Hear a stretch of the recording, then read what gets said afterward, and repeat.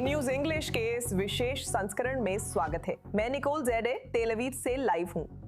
24 घंटे से भी कम समय में ईरान ने इजराइल पर 24 से ज्यादा बैलिस्टिक मिसाइलें दागी। जवाब में इजराइल ने ईरान के पेट्रोकेमिकल कॉम्प्लेक्स पर हमला किया।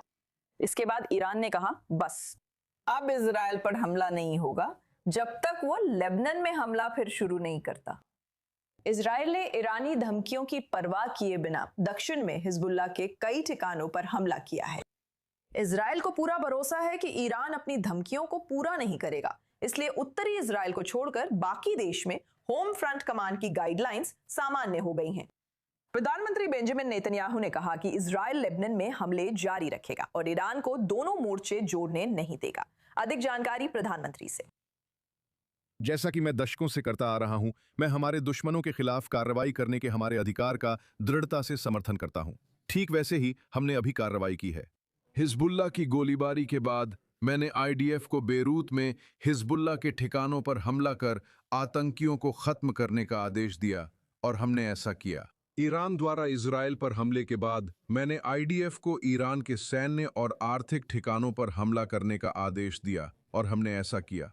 अभी गोलीबारी रुकी है क्योंकि तेहरान में आतंकवादी शासन पर हमारे हमले के बाद उन्होंने हमला बंद कर दिया।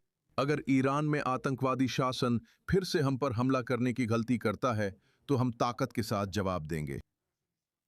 हम वॉशिंगटन से ताजा खबर के साथ हैं। i24 न्यूज इंग्लिश की सीनियर यूएस संवाददाता माइक वैगनहाइम व्हाइट हाउस से लाइव जुड़ी हैं।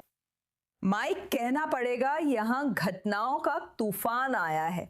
वॉशिंगटन में इसे कैसे देखा जा रहा है? क्या ये ट्रंप के लिए कूटनीतिक जीत थी या वो इसे समर्थकों के सामने ऐसा ही दिखा रहे हैं? ठीक है, आज राष्ट्रपति की तरफ से हमें उन ट्रूथ सोशल पोस्ट के अलावा ज्यादा कुछ सुनने को नहीं मिला है। वो फिलहाल न्यू जर्सी में हैं और आज रात होने वाले एनबीए फाइनल्स के उस गेम की तैयारी कर रहे हैं जिसमें उनके पुराने शहर न्यूयॉर्क सिटी की टीम निक्स खेल रही है। मुझे लगता है इसे कूटनीतिक जीत माना जा सकता है।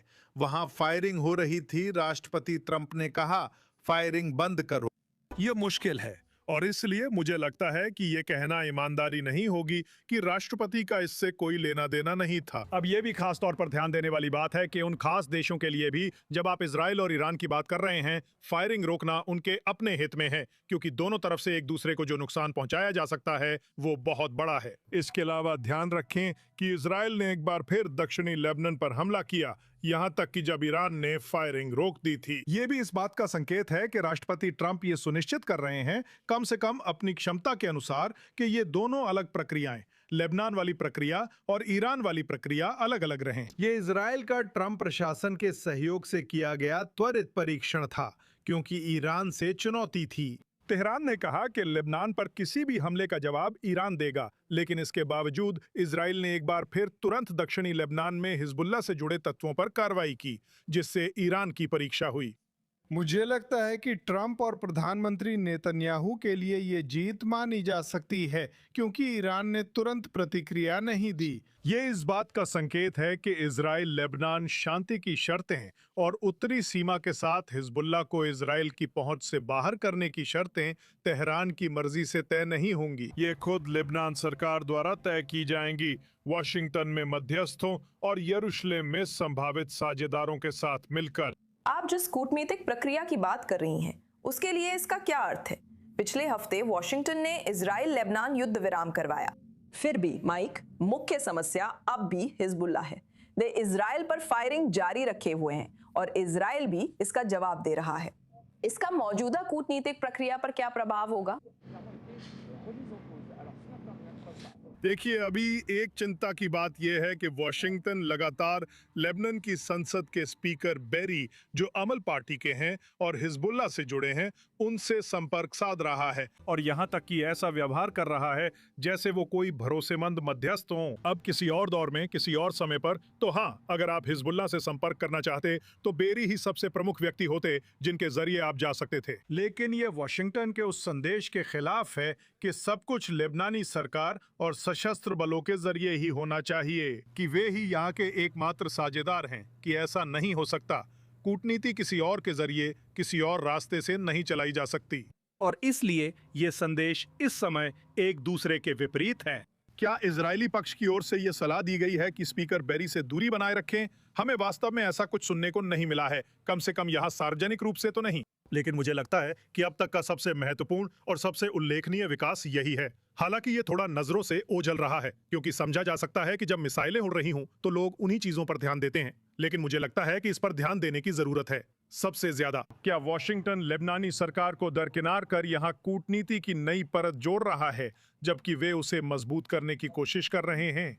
क्या वे संसद अध्यक्ष के जरिए हिजबुल्लाह से सीधे बात कर लेबनानी सरकार को कमजोर कर रहे हैं, और इसका क्या असर हो सकता है? माइक वैगनर, दर्शकों के लिए मेरे पास एक अहम बात है। वॉशिंगटन की जानकारियों के लिए धन्यवाद, हम इसकी हमेशा सराहना करते हैं। अब इस बातचीत को स्टूडियो में लाते हुए हमारे साथ i24 न्यूज इंग्लिश की सीनियर मिडल ईस्ट संवाददाता एरियल ओसेरान और अंतर्राष्ट्रीय मामलों के विश्लेषक डैन पेरी, जो एसोसिएटेड प्रेस के पूर्व यूरोप और मिडल ईस्ट संपादक हैं, जुड़ चुके हैं। सज्जनों, 24 न्यूज इंग्लिश स्टूडियो में आने के लिए धन्यवाद। डैन, मैं आपसे शुरू करती हूँ। लेबनान पर बाद में बात करेंगे, पहले ईरान से शुरू करते हैं। आज ईरान के हमलों का जवाब देकर इजराइल ने क्या हासिल किया? शासन को अभी कौन सा संदेश मिला है? संदेश ये था कि अगर आप हम पर हमला करेंगे तो हम भी आप पर हमला करेंगे। ये किंडरगार्टन स्तर का संदेश है, इसमें रणनीतिक रूप से कुछ खास नहीं है। यहाँ एक बहुत बहुत बहुत बड़ा मुद्दा है, और वो ये है कि क्या हम बातचीत में विश्वास करते हैं? क्या लेबनान में बढ़ती तनाव और ईरान के दोनों मोर्चों को जोड़ने के प्रयास नुकसान पहुंचा रहे हैं?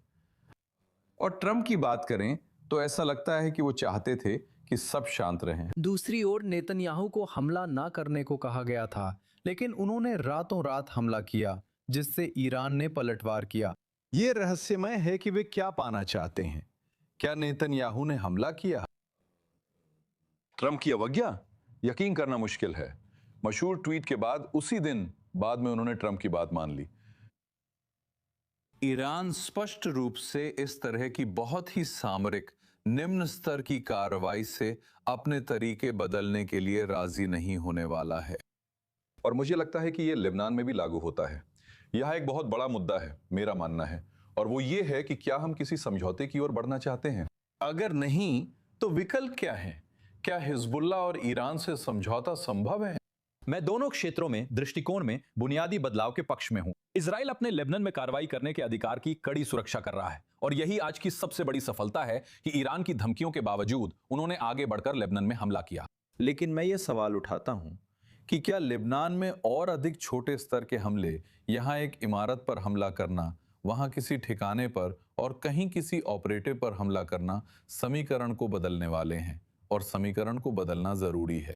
और वैसे भी ये जो हमेशा की तरह का रवैया है वो पिछले 45 सालों से असफल रहा है। तो मुझे लगता है कि हम बाद में लेबनान पर चर्चा करेंगे। मुझे लगता है कि पिछले 48 घंटे हम में से कई लोगों को ऐसा लगा जैसे युद्ध फिर से पूरी तरह फूट सकता था। कोई स्पष्ट रणनीति नहीं थी, प्रधानमंत्री ने कभी इंटरव्यू नहीं दिया और ये नहीं बताया कि दहिया पर हमला क्यों जरूरी था, जबकि सभी के अनुसार इसका कोई गंभीर विकल्प नहीं निकाला गया कि बस हिजबुल्लाह को इन उत्तरी समुदायों पर फायरिंग करने दिया जाए या ईरान को इजराइल की ओर फायर करने दिया जाए और कोई जवाब न दिया जाए। इजराइल अभी हिजबुल्लाह के साथ युद्ध विराम नहीं चाहता, और हिजबुल्लाह भी युद्ध विराम नहीं चाहता। मेरे ख्याल से हमें ईमानदार होना चाहिए। ईरान युद्ध शुरू होते ही हिजबुल्लाह ने इजराइल पर हमला किया, और इजराइल ने इसका फायदा उठाकर हिजबुल्लाह के खिलाफ युद्ध दोबारा शुरू कर दिया। मेरी राय में मैं चाहता हूं कि हिजबुल्लाह को कुचल दिया जाए और वे धरती से गायब हो जाएं। इस इच्छा में मैं इजराइल और लेबनान सरकारों सहित लगभग हर सही सोच वाले इंसान के साथ हूं। मुझे नहीं लगता कि मौजूदा रणनीति से ये होगा, क्योंकि वे उत्तर में बेका घाटी में दुबके हुए हैं और इजराइल 100 मील उत्तर तक धावा बोलकर लेबनान के 2/3 हिस्से पर कब्जा नहीं करेगा और जमीनी लड़ाई में उनका सफाया नहीं करेगा। इसके बिना मुझे समझ नहीं आ रहा कि इससे क्या हासिल हो रहा है। ठीक है, लेबनान पर बाद में चर्चा करेंगे। एरियल, फिलहाल ईरान इजराइल के ताजा घटनाक्रम पर ही रहे। खाड़ी देशों का क्या हमने उनका कोई बयान सुना है? और ये तनाव या उसकी कमी उनके लिए क्या मायने रखती है? हाँ, वे चुप्पी साधे हुए हैं। सऊदी उन्होंने कहा कि प्रिंस सुल्तान एयरबेस को निशाना नहीं बनाया गया था। इजराइल पर दागी गई हूती मिसाइलों में से एक सऊदी में यमन सीमा के पास गिरी और इजराइल नहीं पहुंची। वे इस पर नजर रख रहे हैं और इसमें शामिल नहीं होना चाहते। वे अपनी मौजूदा हिस्सेदारी से ज्यादा नहीं चाहते।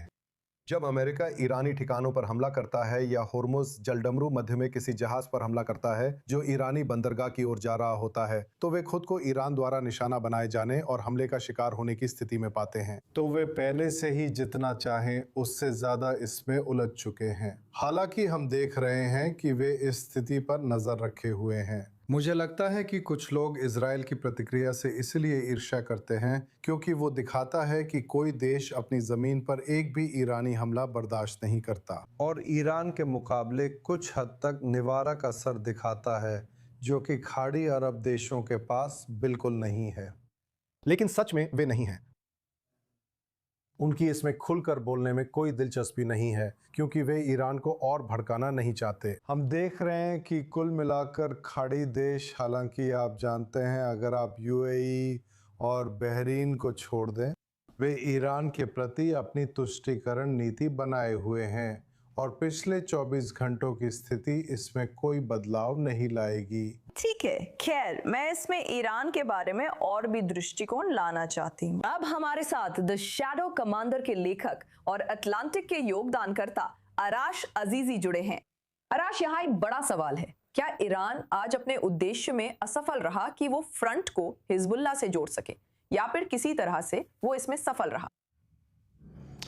ये एक अच्छा सवाल है। किसी हद तक उसने उन्हें जोड़ा है क्योंकि आप जानते हैं वो हमला कर सका, जवाबी हमला झेल सका और अब ऐसा लगता है कि सब कुछ खत्म हो गया है। लेकिन इसने दिखा दिया कि वो, आप जानते हैं, वो हिजबुल्लाह के लिए आगे आएगा। लेकिन साथ ही अमेरिका की तरफ से जोर इस बात पर था कि वे इन मोर्चों को आपस में न जोड़ें। ईरान हमला करके बच नहीं सका और पलटवार हुआ, तो इस मामले में इसके लिए नतीजे मिले जुले रहे हैं।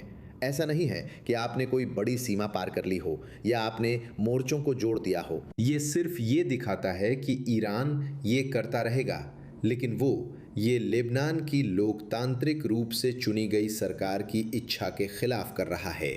और ये याद रखने वाली एक महत्वपूर्ण बात है, तो हमें इसके लिए जोर देना होगा, ये जानते हुए कि लेबनान को ये पसंद नहीं आएगा, इजराइल को ये पसंद नहीं आएगा और संयुक्त राज्य अमेरिका को भी ये पसंद नहीं आएगा और निश्चित रूप से ईरान में भी बहुत से लोग इसे पसंद नहीं करेंगे। ये सवाल उठाते हुए कि ईरान खुद को फिर से युद्ध में क्यों पा रहा है और ईरानी फिर से अपने देश पर हमले क्यों देख रहे हैं, सिर्फ इसलिए कि वे हजारों किलोमीटर दूर एक आतंकवादी समूह की मदद करना चाहते हैं। लेकिन ये ईरान के अपने एक मुख्य प्रॉक्सी हिजबुल्लाह की आवश्यकता के बारे में क्या संकेत देता है? ये तथ्य कि वे लगभग इस युद्ध को फिर से शुरू करने के लिए तैयार और इच्छुक थे, अगर यही करना पड़े, ताकि हिजबुल्लाह को दिखा सकें कि वे अभी भी उनके साथ हैं।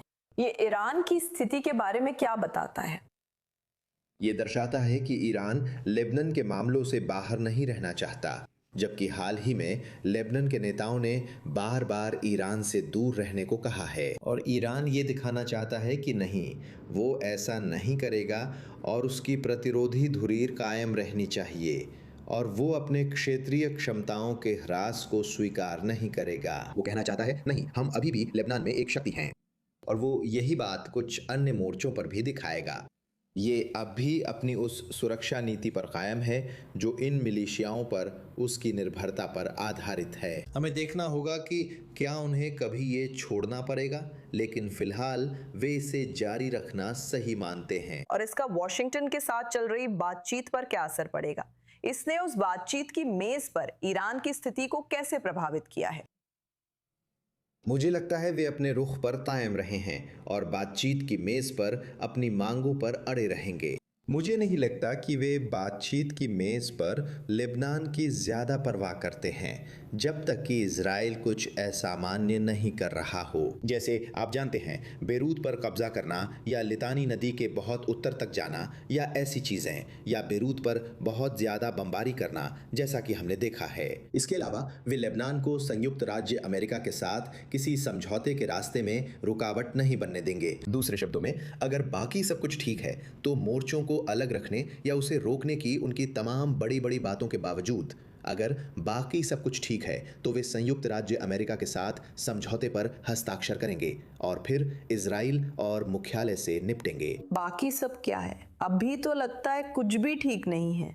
सिर्फ लेबनान मोर्चा नहीं, होर्मुज, जलडमरू मध्य और परमाणु मुद्दा भी है। ये समृद्ध यूरेनियम का मुद्दा है जिसे ईरान बाहर नहीं जाने देना चाहता। तो क्या सही है?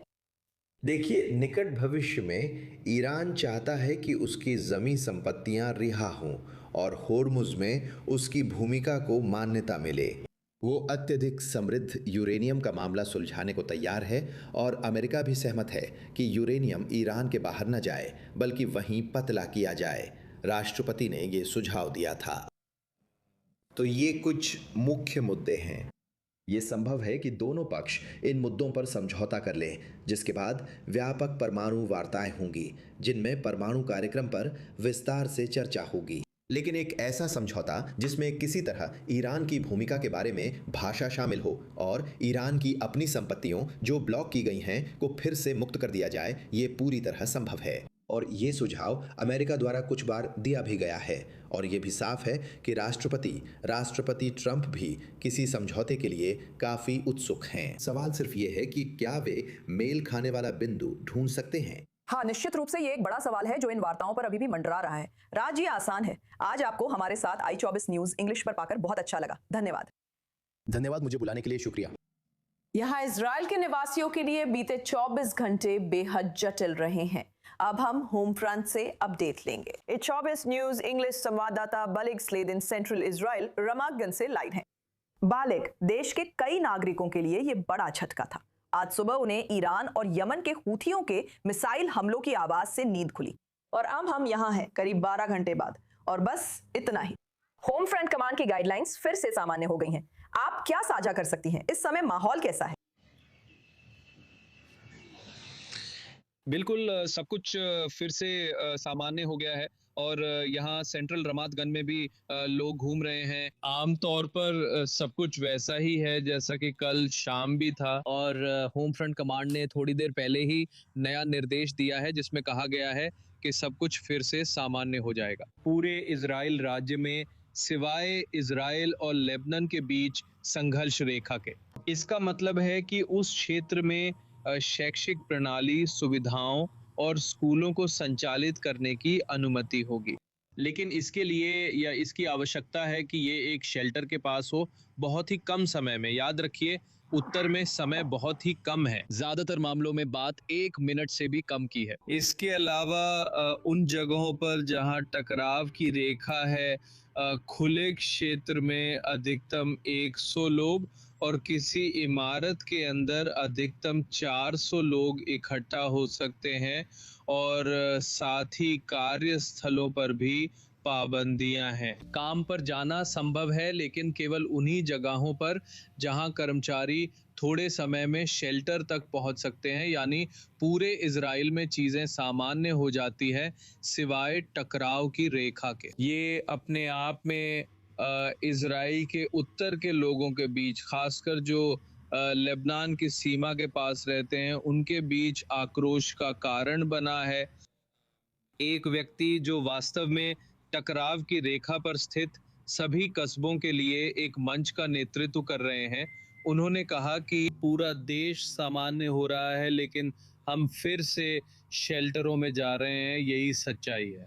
फिलहाल केवल वही स्थिति खतरनाक है जो वास्तव में टकराव की रेखा के पास है।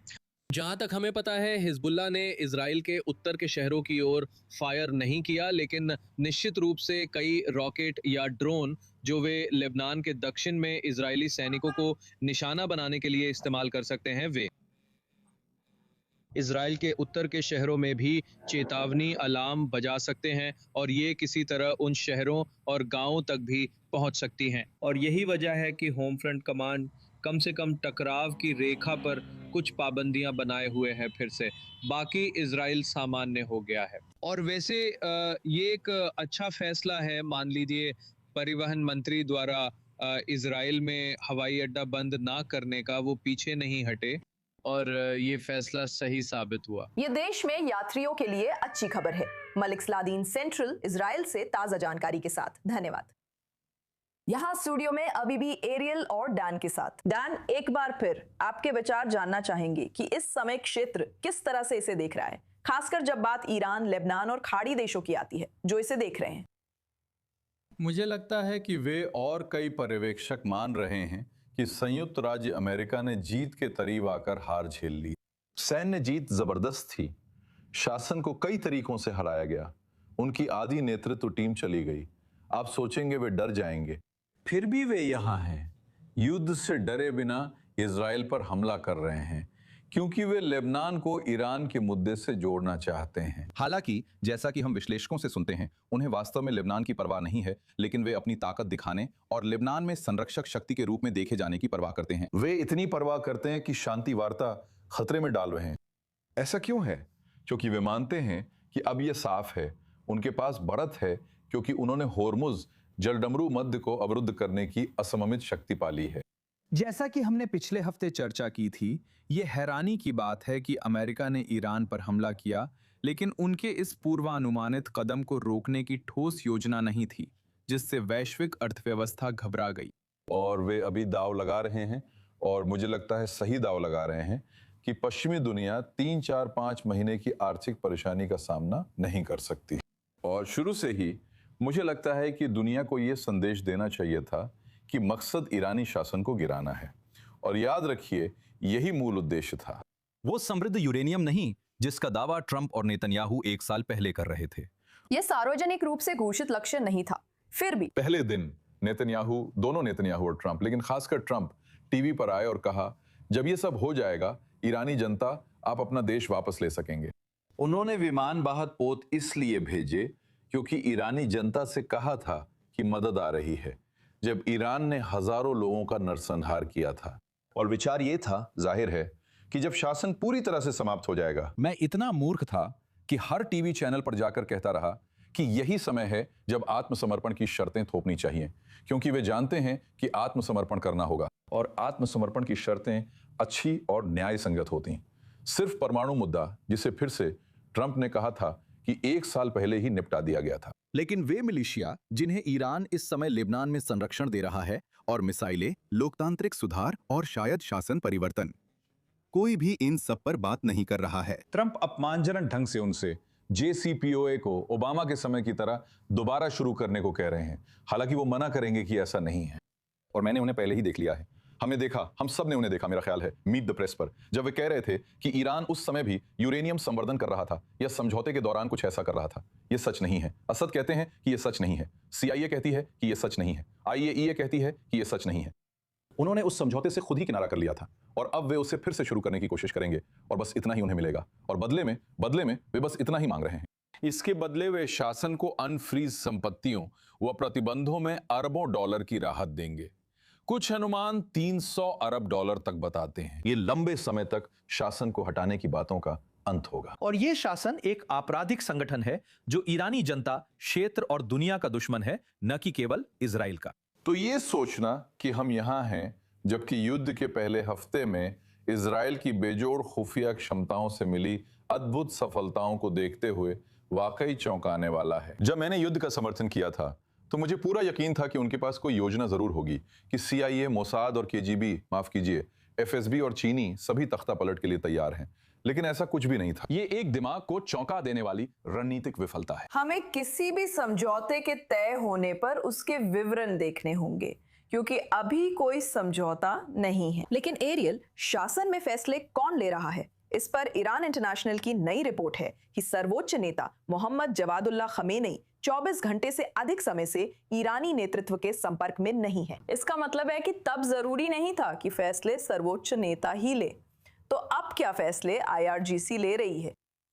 मुजद्दबा खामने की ओर से फैसले लेते समय हमें स्लैश जोड़ना होता है। IRGC, हमने उन्हें नहीं देखा और जानते हैं कि अगर वो जिंदा होते तो IRGC के साथ होते। वो अपने पिता की तरह संतुलन बनाने वाले नहीं हैं। आखिरकार ये तथ्य कि हमने उन्हें अब तक नहीं देखा है 3 में से किसी एक विकल्प की ओर इशारा करता है।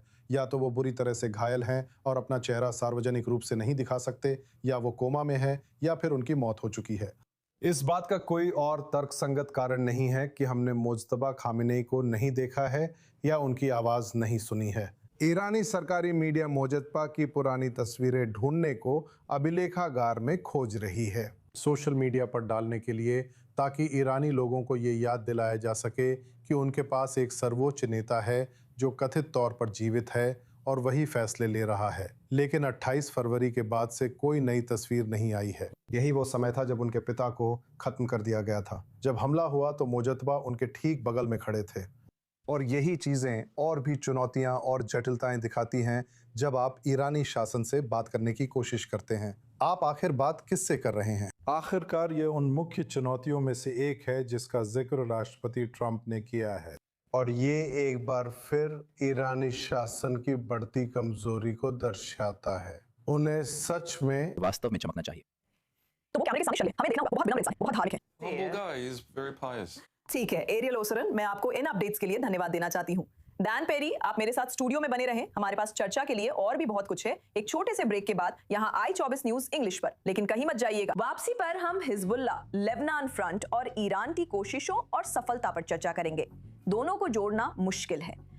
इन विषयों पर चर्चा ब्रेक के बाद i24 न्यूज पर होगी।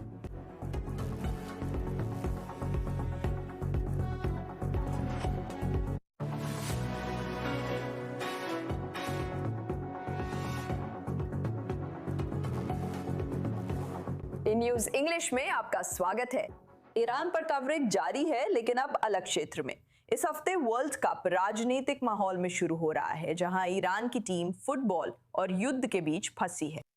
ईरानी खिलाड़ियों को वीजा मिल गए हैं, लेकिन कई स्टाफ को अनुमति नहीं मिली, जिससे टीम मेक्सिको में रह रही है और मैचों के लिए सख्त नियमों के साथ अमेरिका आ रही है।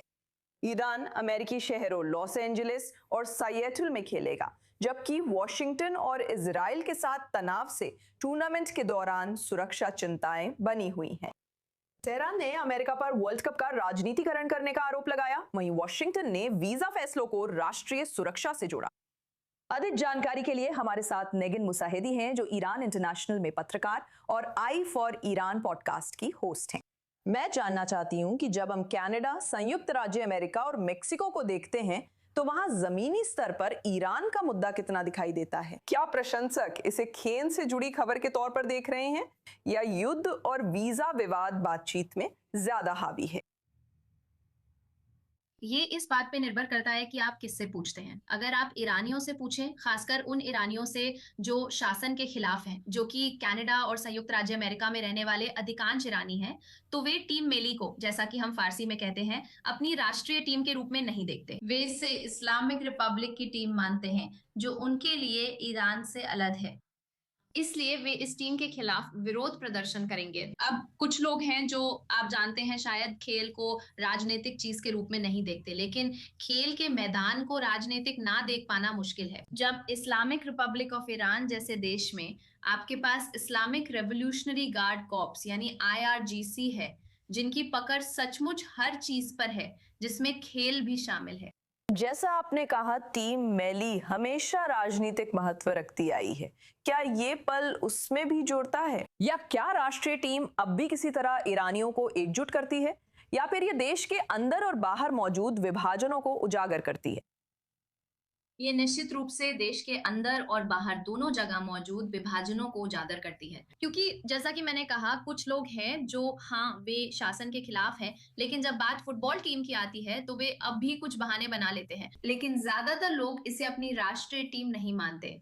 और ईरान की बात करें तो यहाँ हर चीज राजनीति से जुड़ी होती है। जब जीवन के हर हिस्से को तानाशाही नियंत्रित करे, तो खेल और संगीत भी राजनीति बन जाते हैं, क्योंकि राज्य सब पर नियंत्रण रखता है। कई लोग टीम मेली को ईरानी शासन के आगे झुकने वाला मानते हैं। कुछ का कहना है कि उनका काम खेलना है और उन्हें उसी के साथ समझौता करना पड़ता है। लेकिन आप जानते हैं, हम ये नहीं भूल सकते कि जनवरी के विद्रोहों के दौरान कुछ फुटबॉल खिलाड़ी और एथलीटों को फांसी दी गई थी, और कुछ को शासन के खिलाफ जनवरी के विद्रोहों के दौरान मार दिया गया था। तो निश्चित रूप से बहुत सारे लोग लायन एंड सन झंडा, शीरे खोर्शी झंडा, जैसा कि हम फारसी में कहते हैं, लेकर बाहर होंगे, इस बात का विरोध करते हुए कि फीफा लायन एंड सन झंडे को खेलों में एरिना में लाने की अनुमति नहीं दे रहा है। फीफा ने खुद इस स्थिति को राजनीतिक बना दिया, क्योंकि ऐसी चीज पर प्रतिबंध क्यों? तो फिर अमेरिका का खिलाड़ियों को वीजा देने का फैसला क्या है? भले ही संगठन के कुछ अन्य उच्च पदस्थ सदस्यों को देश में आने की अनुमति नहीं दी जा रही है, तो प्रवास में रहने वाले अधिकांश ईरानी इसके भी खिलाफ है। उनका मानना है कि खिलाड़ियों को वीजा नहीं मिलना चाहिए क्योंकि वे उस देश का प्रतिनिधित्व कर रहे हैं जिसके वे अभी खिलाफ हैं। मेरा मतलब है संयुक्त राज्य अमेरिका और ईरान के बीच युद्ध चल रहा है। इस तथाकथित युद्ध विराम के बावजूद अब भी हमले हो रहे हैं, जैसा कि आप खुद भी जानते हैं क्योंकि आप इजराइल में हैं। तो प्रवासी ईरानियों में से बहुत से लोग खिलाड़ियों को वीजा देने के फैसले के भी सख्त खिलाफ हैं और उन्हें लगता है कि ये एक तरह से धोखा है। जैसे ही मैच शुरू होंगे पूरे हफ्ते अपडेट्स मिलते रहेंगे। नेगिन मूसेदी, आज ई24 न्यूज इंग्लिश पर हमारे साथ जुड़ने के लिए धन्यवाद। आपका भी धन्यवाद। उत्तरी मोर्चे पर घटनाक्रम जारी हैं। अब हम आई24 न्यूज संवाददाता जो ब्राउन से अपडेट लेंगे। वो उत्तरी इजराइल लेबनान सीमा के पास मौके से जुड़ रहे हैं। जो ईरान की तरफ से ताजा खबरें आ रही हैं, उन्होंने इजराइल को धमकी दी है कि वो अभी लेबनान में कहीं भी हमला ना करे। इजराइल इन धमकियों को गंभीरता से नहीं ले रहा है। जमीन पर ताजा हालात क्या हैं?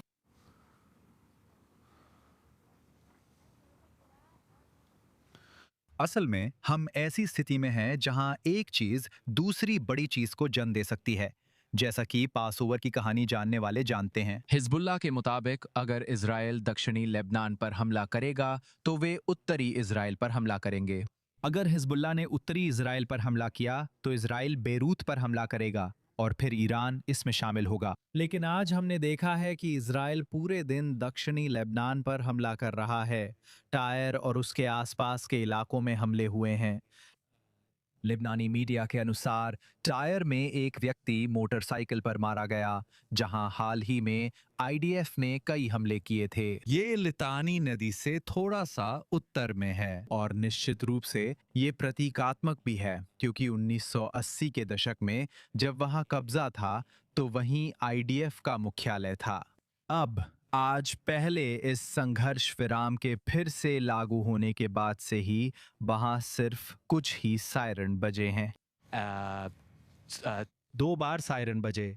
कुल 4 मिसाइलें दागी गईं, जिनमें से 2 को दक्षिणी लेबनान के ऊपर इंटरसेप्ट कर लिया गया और 2 दक्षिणी लेबनान में आईडीएफ के सैनिकों के पास गिरीं। अब तक हिजबुल्लाह ने अपनी फायरिंग वहीं केंद्रित की है। हालांकि डर ये है कि वे फिर से वही करेंगे जो पहले करते थे और धीरे धीरे उत्तरी इजराइल में और हमले करेंगे ताकि इजराइल से सही प्रतिक्रिया मिल सके। हिजबुल्लाह ऐसी स्थिति में है जहां लेबनान इजराइल के साथ बातचीत करने की कोशिश कर रहा है। ईरान कथित रूप से इजराइल पर अमेरिका से बातचीत की कोशिश कर रहा है। वे क्षेत्र में शांति नहीं चाहते हिजबुल्लाह, क्योंकि वे लेबनान में अराजकता और अस्थिरता से ही फलना फूलना चाहते हैं। संभव है कि वे आगे बढ़ने की कोशिश करेंगे और अपनी मिसाइलें टकराव रेखा के पास शहरों और कस्बों पर और अधिक निशाना लगाएंगे।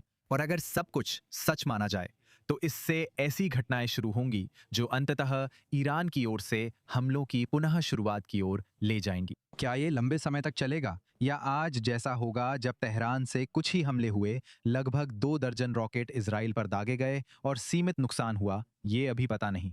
हालांकि ये ऐसी चीज नहीं है जो उत्तरी इजराइल के निवासी खास तौर पर ये कोशिश नहीं करना चाहेंगे, खासकर जब हिजबुल्लाह उनकी सीमाओं के इतने करीब है और ये हमले कितने घातक और खतरनाक हैं, खासकर उत्तरी सीमा से। ये थे आई24 न्यूज के संवाददाता जो ब्राउन उत्तरी मोर्चे से ताजा जानकारी के साथ। धन्यवाद। यहाँ स्टूडियो में मेरे साथ अब भी अंतर्राष्ट्रीय मामलों के विश्लेषक डैन पेरी मौजूद हैं और अब हमारे साथ जुड़ रहे हैं आई24 न्यूज इंग्लिश के सीनियर संवाददाता ओवन ऑल्टमैन। ओवन, प्रधानमंत्री ने आज की घटनाएं जिस तरह संभाली उससे अटकलें हैं कि ये अमेरिकी राष्ट्रपति डोनाल्ड ट्रंप के साथ समन्वय में हुआ। नेतन्याहू इसे अपने समर्थकों के सामने ऐसे दिखा सकते हैं कि उन्होंने अमेरिकी राष्ट्रपति के सामने डटकर साहस दिखाया। पिछले कुछ महीनों से चर्चा है कि इजराइल 51वां राज्य बन गया है जहां अमेरिकी राष्ट्रपति ट्रंप जो चाहते हैं वही होता है। क्या आज वो धारणा बदल रही है? देखो, ये देखने का एक तरीका है निकोल। मुझे लगता है कि हमें इजरायलियों के तौर पर इस बात पर ध्यान देना चाहिए कि डोनाल्ड ट्रंप के लिए यह जरूरी था कि उन्हें इजराइल से थोड़ी दूरी बनाते हुए दिखाया जाए। चाहे वो सच था या नहीं था, या पर्दे के पीछे कुछ और था, डोनाल्ड ट्रंप यही छवि बाहर दिखाना चाहते थे। मुझे लगता है ये सिर्फ ईरान नहीं बल्कि अपने देश की जनता और वोटरों के लिए भी था। अमेरिका में युद्ध और इजराइल दोनों लोकप्रिय नहीं है और यही बहुत सी चीजों के पीछे की पृष्ठभूमि है जो हो रही है। निकोल, लगता है कि ट्रंप के बाद अमेरिकी जनमत इजराइल और वहां की नीति को प्रभावित करेगा, लेकिन ये ट्रंप के दौर में ही दिख रहा है। ये वही छुपा हाथ है जो डोनाल्ड ट्रंप के पीछे है जब वो नेतन्याहू से कहते हैं कि ईरान समझौता वही होगा जो अमेरिका करेगा। ये डोनाल्ड ट्रंप की शख्सियत और अंदाज है और ट्रंप जानते हैं कि अब नेतन्याहू के पास अमेरिकी राजनीति में पहले जैसा विकल्प नहीं है। ये स्थिति 2015 में बराक ओबामा या 2024 में जो बाइडेन के साथ जैसी नहीं है, जब नेतन्याहू कांग्रेस में राष्ट्रपति की पार्टी के नेताओं के पास जा सकते थे। विपक्षी पार्टी की बात छोड़िए। नेतन्याहू एक ऐसे संयुक्त राज्य अमेरिका का सामना कर रहे हैं जहां लगभग हर सर्वेक्षण में अमेरिकी जनमत में इजराइल की छवि बहुत खराब है। रिपब्लिकन पार्टी में भी 50 साल से कम उम्र के अमेरिकी अब पहले की तुलना में प्यू सर्वेक्षण के अनुसार इजराइल को कम पसंद करते हैं। इजराइल को असली समर्थन सिर्फ 50 साल से ऊपर के रिपब्लिकन से मिलता है। नेतन्याहू के पास ट्रंप के अलावा विकल्प नहीं है और ट्रंप इसे समझते हैं। वो राष्ट्रपति है जो दबाव, शक्ति संतुलन और विदेशी नेताओं से संबंधों को समझते हैं। यही पर्दे के पीछे की ताकत है। संभव है पर्दे के पीछे कोई तालमेल दोनों नेताओं की राजनीतिक जरूरतें पूरी कर सके। आप सही है निकोल, लेकिन यह तथ्य कि डोनाल्ड ट्रंप सोचते हैं कि वो ये दिखाकर जीतते हैं कि वो इजराइल से दूरी बनाए हुए हैं, ये बात हमें जरूर ध्यान में रखनी चाहिए। डैन, मैं आपको देख रही हूँ। ठीक है। हैरानी की बात है कि वो इजराइल से खुद को अलग करने और नेतन्याहू को अपमानित करने की इतनी कोशिश कर रहा है। पिछले हफ्ते लीक हुआ कि उसने उसे गालियां दी और पागल कहा। डैन, हमें आपके माइक्रोफोन में कुछ समस्या आ रही है। हम इसे ठीक कर लेंगे, आप बस यहीं रहें। हमारी तकनीकी टीम आएगी और इसे ठीक कर देगी। इस बीच हम एक और मेहमान को बुलाएंगे। हमारे साथ अब हुसैन अब्दुल हुसैन हैं, जो foundation for defence of democracies में रिसर्च फेलो हैं। हुसैन, हम लेबनानी फ्रंट यानी हिजबुल्लाह की बात कर रहे हैं, पर लेबनानी राज्य का क्या? अगर हिजबुल्लाह इजराइल पर फायरिंग जारी रखता है तो उनसे क्या उम्मीद है? लेबनान इसे कैसे संभालेगा? देखिए, ये साफ है कि लेबनानी राज्य के पास इच्छा शक्ति है लेकिन साधन नहीं है। पिछले हफ्ते लेबनानी राज्य ने इजराइल के साथ एक ऐतिहासिक संयुक्त दस्तावेज पर हस्ताक्षर किए। उसने तय किया कि दोनों देश और अमेरिका युद्ध रोकने, हिजबुल्लाह को निरस्त्र करने और इजराइल की वापसी के बाद लेबनान को संप्रभु बनाकर क्षेत्र का नियंत्रण सौंपेंगे। अब दुर्भाग्यवश लेबनानी सरकार के पास हिजबुल्लाह को रोकने के साधन नहीं है और हिजबुल्लाह ने जोर दिया। उन्होंने कहा, हमारे पास राष्ट्रपति ट्रंप से बात करने का अलग चैनल है, जबकि ट्रंप बार बार कहते हैं कि उन्होंने हिजबुल्लाह से बात की। और दूसरी बात, हिजबुल्लाह के लोग कह रहे थे कि हमारे पास ताकत है तो हमें रोकने की कोशिश करके देख लो। चाहे हालात जैसे भी हों, मुझे लगता है कि हमें लेबनानी सरकार के साथ ही बने रहना चाहिए, उन पर ध्यान देना चाहिए, अलग से कोई चैनल नहीं खोलना चाहिए और उनका समर्थन करना चाहिए। कोशिश करें उन्हें वे साधन दें जिनकी उन्हें जरूरत है, ताकि वे उस योजना को सच में लागू कर सकें जिस पर उन्होंने इजराइल के साथ सहमति बनाई है। इसमें संसद अध्यक्ष नबी बेरी की क्या भूमिका है? रिपोर्ट्स के अनुसार अब वो सिर्फ एक साइड चैनल नहीं है, वॉशिंगटन भी हिजबुल्लाह की इच्छा लागू करने पर उनसे बात कर रहा है। लेकिन क्या ये फिर लेबनानी सरकार, खासकर जोसेफ ऑन के ऊपर से हो जाता है? बिल्कुल, और ये संयुक्त राज्य अमेरिका की नीति के खिलाफ जाता है। मेरा मतलब है, सचिव रूबियो और उनकी टीम ने इजराइल और लेबनान की सरकारों के बीच सीधे संवाद चैनल स्थापित करने में समय और मेहनत लगाई है। फिर अचानक बेरी ने संवाद का विरोध करते हुए अपनी कड़ी बना ली। अब वे अमेरिका के जरिए अप्रत्यक्ष बातचीत चाहते हैं। अब बेरी वही हैं जो हिजबुल्लाह से अप्रत्यक्ष रूप से बात करते हैं। ये अलग चैनल है, ये हिजबुल्लाह का चैनल है और इसका मकसद है कि हम इसे देखें, इसे नहीं होना चाहिए। लेबनानी सरकार ही जिम्मेदार है और वही लेबनान की ओर से बात करती है, ना कि हिजबुल्लाह जिम्मेदार है। और आप जानते हैं, अपने सहयोगी नबीह बेरी के साथ लेबनान के नागरिकों का क्या सरकार द्वारा हिजबुल्लाह से निपटने या देश में उसके काम के तरीके को लेकर निराशा बढ़ने के संकेत हैं? हमारे पास जो सर्वे हैं वे दिखाते हैं कि हर 2 लेबनानी में से एक जिसमें शिया भी शामिल हैं, हर 2 लेबनानी में से एक हिजबुल्लाह को निरस्त्र करना चाहता है और इजराइल के साथ शांति चाहता है। ये सर्वे मई में किया गया था और अगर आप शिया समुदाय को हटा दें जो आबादी का 27% है, तो ये संख्या 65% तक पहुंच जाती है।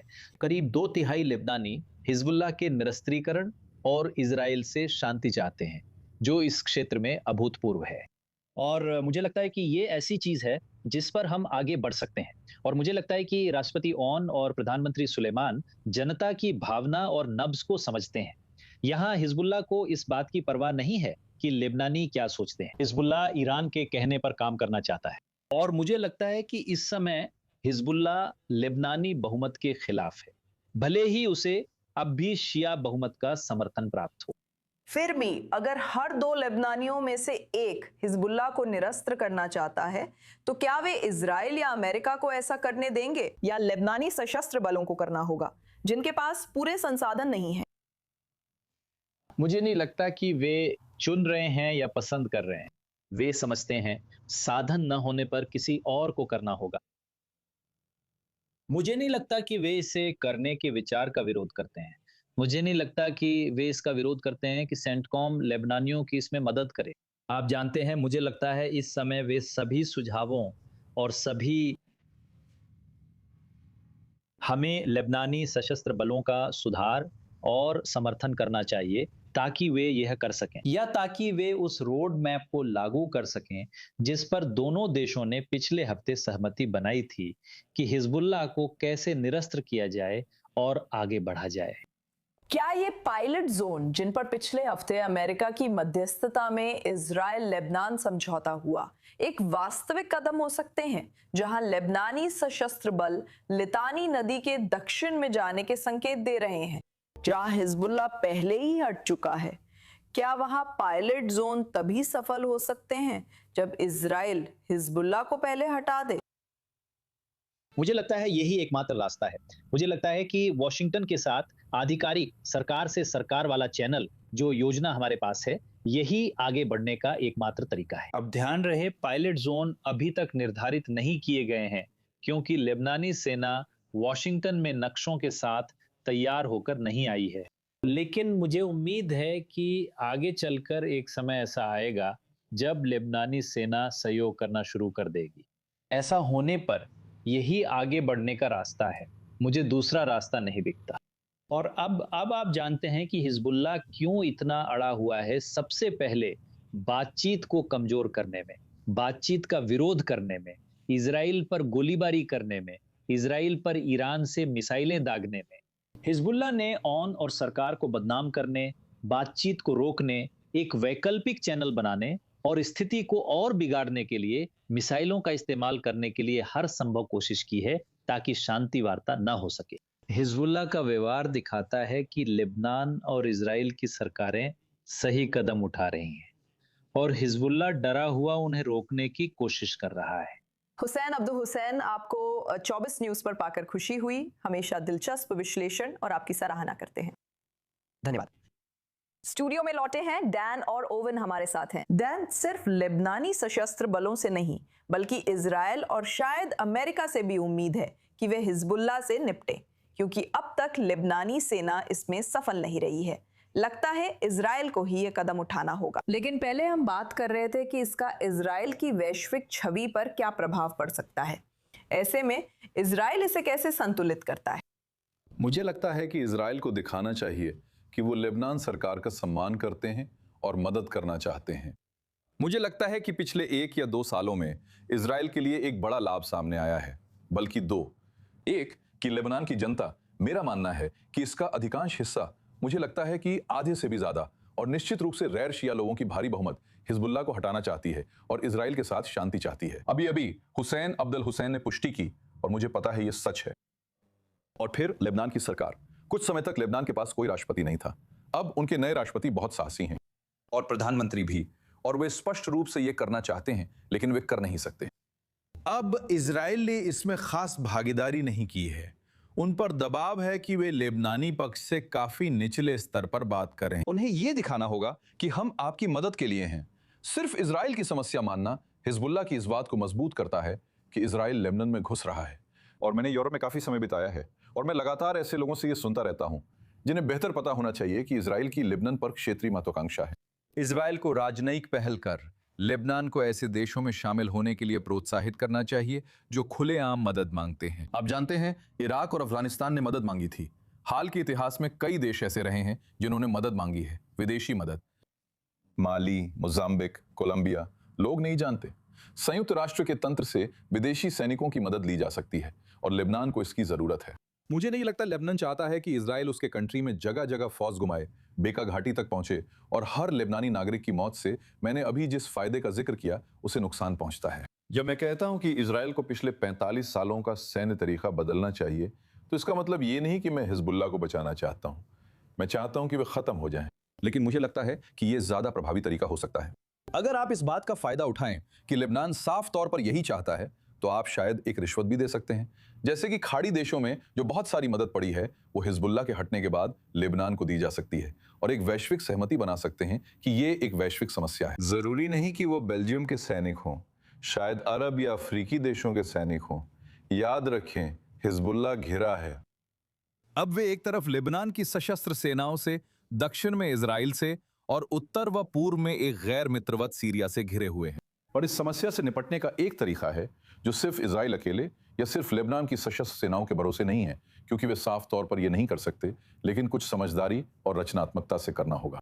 मुझे मौजूदा इजरायली सरकार से ऐसा नहीं दिख रहा, जहां मंत्री एक ही दिन लेबनान से कुछ मानते और उसके बुनियादी ढांचे को नुकसान की धमकी देते हैं। अगर वे नहीं करते तो लेबनान का मजाक उड़ता है कि वे असमर्थ हैं और इजराइल को सब कुछ खुद करना पड़ता है। हमें बेहतर योजना चाहिए और ये मुमकिन है। मुझे लगता है दैन, आपकी बातों में काफी कुछ है और मैं रुचात से भी सहमत हूं, लेकिन यहां असली समस्या गाली घोड़े के आगे रखने की है। जब तक देश में ताकत का संतुलन नहीं बदलता, लेबनान सरकार सुरक्षा परिषद से मदद मांगने और हिजबुल्लाह से लड़ने के लिए विदेशी शांति सैनिक बुलाने से डरती है। अभी ऐसी स्थिति नहीं है। इजराइल भी खुलकर लेबनान सरकार को ऐसे दिखा रहा है जैसे वही उससे मदद मांग रही हो। मुझे डर है और मुझे शक भी है। इजरायली फैसले लेने वाले, यहां तक कि वो भी जिनकी इन बातचीतों के प्रति अच्छी भावना है, मुझे लगता है कि वो लेबनानी सरकार को कोने में धकेलने से डरेंगे। आप सही हैं, जोसेफ एलन ने पहली बैठक में साहसी कदम उठाए। मुझे लगता है इस आखिरी बैठक और युद्ध विराम में हिजबुल्लाह को दोनों सरकारों की युद्ध विराम इच्छा का विरोध करने की चुनौती मिली है। आप सही हैं, ये लेबनानी सरकार के लिए वाकई एक बहुत महत्वपूर्ण कदम था और इजराइल के लिए भी अच्छा कदम था, और ये तर्क देना खासकर यूरोप में बहुत जरूरी है। आप बिल्कुल सही कह रहे हैं। दार्शनिक दृष्टि से जीवन में ऐसे पल आते हैं जब हर विकल्प बुरा होता है और आपको कम बुरा चुनना पड़ता है। आप सही कह रहे हैं, ये घोड़े के आगे गाड़ी जैसी स्थिति है, लेकिन ये सबसे कम बुरा विकल्प है, क्योंकि इजराइल का पूरे लेबनान पर कब्जा और बेका घाटी तक जाना उससे भी बुरा है। इजराइल ने ये योजनाएं कभी नहीं बताई। फिलहाल ये लितानी के दक्षिण में बफर जोन है, तो उनके पास कोई नहीं है, लेकिन मुझे यकीन नहीं है कि ये सबसे कम है। खराब विकल्प। बफर जोन घुसपैठ को रोकता है, लेकिन इजराइल का लेबनान पर 18 साल का बहुत अलोकप्रिय कब्जा भी था, जहां बफर जोन में हर साल लगभग 25 सैनिकों की जान जाती थी। अब बफर जोन के कारण हर हफ्ते लगभग 3 सैनिक मारे जा रहे हैं, जिसे इजराइल स्वीकार नहीं कर सकता। मैं नहीं, रुको, बफर जोन रॉकेट्स नहीं रोकता, और रॉकेट्स उत्तर से भी आ रहे हैं। इजराइल के पास जो योजना है अभी, जो सिर्फ लॉन काटने जैसा है, वो मुझे वो नहीं देगा जो मैं चाहता हूं, जो कि एक टालना है जो हम सबको चाहिए, यानी उस तरह की जंग से बचाव। वो मदद करता है, वो हिजबुल्लाह जैसी संगठनों की मदद करता है, और असल में अभी ईरान की भी मदद करता है, जो कि एक कभी ना खत्म होने वाली जंग है, यानी थकावट की जंग। इजराइल के इतिहास में सबसे अलोकप्रिय जंग वो थी जब मिस्र ने 6 दिन की जंग के बाद इजराइल को थकावट की जंग में घसीटा, जहां सैनिक मर रहे थे और कोई रणनीतिक लक्ष्य नहीं था। इजराइल पिछले 45 सालों से हिजबुल्लाह के साथ कभी कभी चलने वाली थकावट की जंग में उलझा हुआ है। ये तरीका काम नहीं कर रहा है, और अब वक्त आ गया है कि कोई बेहतर, कम से कम बुरा विकल्प अपनाया जाए। देखिए, आपकी बातों में बहुत कुछ है, पर यह सबसे कम बुरा विकल्प नहीं लगता। हकीकत यह है कि हमारी उत्तरी सीमा पर लाखों लोग रहते हैं जिन्होंने पिछले कुछ महीनों का ज्यादातर वक्त शेल्टरों में बिताया है और जिन्हें कोई उम्मीद नजर नहीं आ रही है। और इस वक्त यह साफ नहीं है कि अरब और अफ्रीकी सैनिकों का एक समूह जो आखिरकार अपने देश की रक्षा नहीं कर रहे हैं, या कोई भी तीसरा देश जो अपनी रक्षा नहीं कर रहा है, वे कुछ कर पाएंगे। एक सेकंड रुको, मुझे एक सेकंड दो। जो अपनी सीमाएं नहीं बचा रहा वो वही रहेगा और उसमें इजरायली सेना जैसी प्रेरणा नहीं होगी। यही सच्चाई है। आप सही कह रहे हैं कि एक अलग भविष्य की ओर काम करना समझदारी है। काफी हद तक यही बात लेबनानी सरकार के साथ बातचीत में हो रही है। आप सही कह रहे हैं कि खाड़ी देशों से पैसा और जनशक्ति लाना समाधान का एक बहुत महत्वपूर्ण हिस्सा हो सकता है, खासकर पैसे का हिस्सा। लेबनान की आर्थिक स्थिति को देखते हुए, लेबनान में हिजबुल्लाह के खिलाफ जनमत को देखते हुए इस पर काम करने की काफी गुंजाइश है। वैसे शायद नहीं। आखिरकार नेटो के सैनिक, देश के लोग और हम दोनों समझते हैं कि वे ये सवाल उठाएंगे कि क्या उनमें इजराइल की सीमाओं की रक्षा की वही प्रेरणा होगी जैसी इजरायली सेना में है। आप सही हैं। एक बार जब शक्ति का संतुलन पूरी तरह बदल जाएगा, हिजबुल्लाह की स्थिति बदल सकती है। ऐसा कि हिजबुल्लाह से लड़ने की लागतें वैसी नहीं रहेंगी जैसी अभी हैं, कि शायद किसी तरह की तीसरी पार्टी की फोर्स या फिर खुद लेबनानी सेना असली विकल्प हो सकते हैं। लेकिन 8 जून 2026 को यहां बैठे ये संभव नहीं है। अच्छा विचार है। क्या आप प्रक्रिया तेज करना चाहेंगे? मैं प्रक्रिया तेज करना चाहूंगा। आपका सबसे कम बुरा विकल्प क्या है? सबसे कम बुरा विकल्प लेबनानी सरकार से बातचीत जारी रखना है। मैं मानता हूं कि इजरायली मंत्रियों को लेबनानी सरकार पर हमला बंद करना चाहिए, खासकर जब वे जोखिम उठा रहे हैं और सद्भावना दिखा रहे हैं, भले ही वे इसे लागू न कर पाएं। संयुक्त राज्य अमेरिका या दूसरों के माध्यम से खाड़ी देशों के साथ बातचीत जारी रखने या शुरू करने के लिए, एक योजना बनाना शुरू करने के लिए, खासकर पैसे के मामले में, लेकिन साथ ही मानव संसाधन के बारे में भी सोचना शुरू करना चाहिए। लेकिन इजरायली सेना को समझदारी से, सामान्य बुद्धि और एक योजना के साथ लेबनान में युद्ध को आगे बढ़ाने की अनुमति देना चाहिए। लेकिन यह समझना कि फिलहाल लोगों के लिए यही एकमात्र समाधान है। मैं इजरायली चीफ ऑफ स्टाफ, जिन्होंने बहुत प्रसिद्ध रूप से कहा था कि ये युद्ध, इस मामले में 6 दिवसीय युद्ध, जल्दी, तेज और शानदार होने वाला था। दशकों तक इजराइल की सैन्य नीति यही रही, क्योंकि वो मानता था कि उसका गृह मोर्चा छोटा और असुरक्षित है। वो लोकतांत्रिक समाज है और थकाऊ युद्ध से बचना चाहता था, जिससे उसकी उपलब्धियां नष्ट हो सकती थीं। मुझे डर है कि वर्तमान सरकार किसी न किसी कारणवश ऐसी स्थिति में फंस गई है जहां वे हमेशा चलने वाले युद्धों, थकाऊ युद्धों को सहन करने के लिए तैयार हैं। ये हमेशा से अलोकप्रिय रहे हैं। मिस्र के खिलाफ थकाऊ युद्ध और लेबनान पर 18 साल का कब्जा दोनों अलोकप्रिय थे। ये भी बेहतर नहीं होगा। हमें बेहतर योजना चाहिए। ठीक है सज्जनों, ये एक गर्मा गर्म चर्चा थी जो दिखाती है कि इजराइल में उत्तरी मोर्चे और ईरान को लेकर कैसी बातचीत हो रही है, जो लगता है आज खत्म हो गई है। आप दर्शकों के लिए बेहतरीन विश्लेषण लाते हैं। ओवन ऑल्टमैन, डैन पेरी, धन्यवाद। इस न्यूज इंग्लिश के इस ताजा संस्करण के लिए इतना ही, लेकिन हम फिर लौटेंगे एक और 1.5 घंटे के विशेष कार्यक्रम के साथ, जो रात 10 बजे इजराइल समय से शुरू होगा। ये बिनिता लेविन के साथ होगा। रात 10 बजे इजराइल समय, दोपहर 3 बजे ईस्टर्न टाइम। मैं निकोल जेरेक हूं। इस शाम हमारे साथ होने के लिए धन्यवाद।